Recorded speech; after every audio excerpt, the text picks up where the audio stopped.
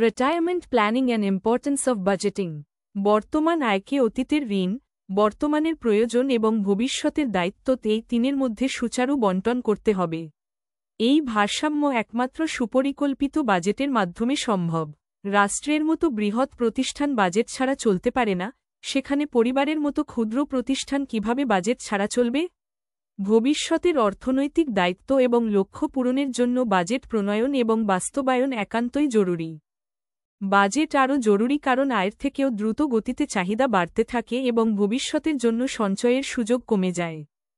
সুনির্দিষ্ট বাজেট থাকলে কম প্রয়োজনীয় বা অপ্রয়োজনীয় ব্যয় কমিয়ে আনা সহজ এবং সঞ্চয়ের সুযোগ তৈরি করা সহজ। চাণক্য বলছেন বাজেট ক্রমানুসারে কেমন হওয়া উচিত।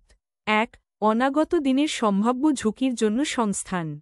২. ভবিষ্যতের গুরুত্বপূর্ণ দায়িত্বের জন্য সংস্থান। ৩. বর্তমান ব্যয়ের জন্য সংস্থান।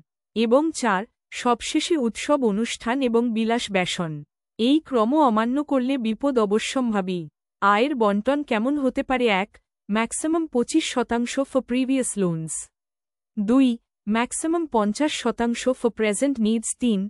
Minimum 25% for future needs including retirement planning. Retirement planning এবং অন্যান্য গুরুত্বপূর্ণ দায়িত্ব পূরণের জন্য ভারসাম্যযুক্ত বাজেট থাকা একান্তই জরুরি।